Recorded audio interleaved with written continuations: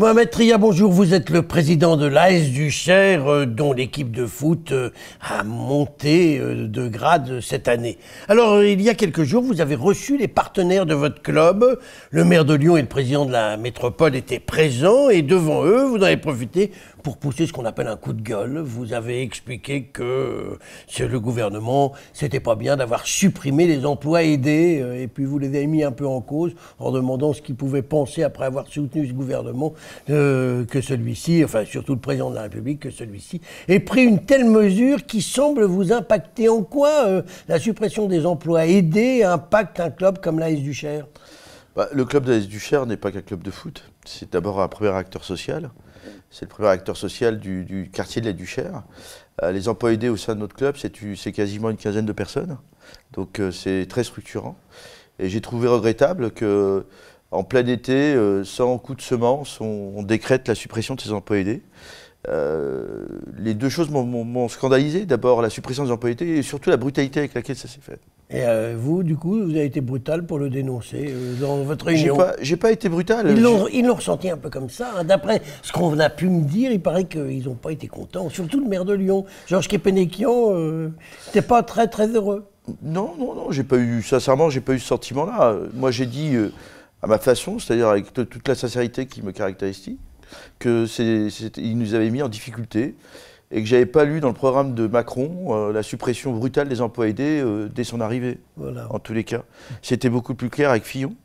Et là, j'ai été assez surpris de trouver cette décision aussi brutale. Et en fait, ce qui m'a beaucoup plus gêné, c'est que dans la même séquence, on a supprimé 5 € d'APL et on a réformé l'ISF.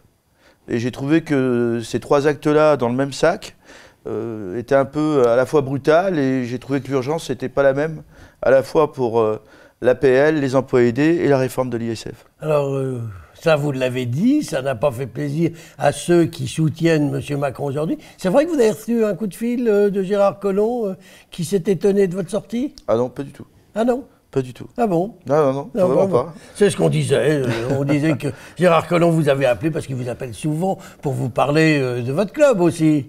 Il m'appelle pas si souvent que ça, de moins en moins depuis qu'il est ministre de l'Intérieur parce qu'il a d'autres préoccupations. Mais j'ai pas eu de contact particulier sur cette opération. Dites-moi, Mohamed Tria, vous vous plaignez qu'on ait supprimé les emplois aidés, mais en fait vous êtes comme tout le monde, vous demandez à ce qu'on réforme ce pays, mais dès qu'on touche à vos petits privilèges, vos petits avantages, enfin votre petite vie tranquille, et vous criez, vous êtes un bon Français. Non, c'est pas ça, c'est que... Vous n'êtes pas un bon Français ? Si, je suis un bon Français, en tous les cas j'essaie de l'être. Mais en tous les cas, c'est pas exactement ça. Ce qui était choquant dans cette approche-là, c'était que sans nous demander de nous organiser, je pense qu'il aurait été beaucoup plus judicieux en disant on va réformer les emplois aidés dans 1 an, et donc mettez-vous en ordre de marche pour pouvoir faire ça. Comment vous avez fait pour faire face ? Bon, vous me dites que vous avez une quinzaine d'emplois aidés, on les a supprimés, enfin, vous aviez des contrats en cours, ils vont jusqu'au bout quand même. Oui, ils vont jusqu'au bout, d'où nos difficultés à venir.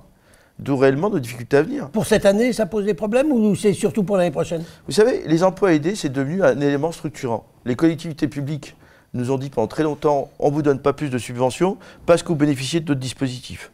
Dans le milieu social, les emplois aidés est devenu aussi un lien social pour ces personnes-là.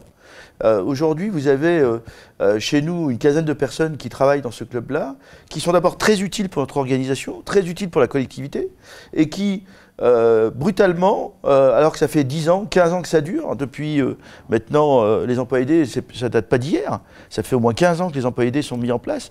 Sarkozy les a développés, Hollande a renchéri là-dessus, et là, brutalement, on décide de les arrêter. Et ça nous met clairement en difficulté. Avant de nous quitter, juste un petit mot.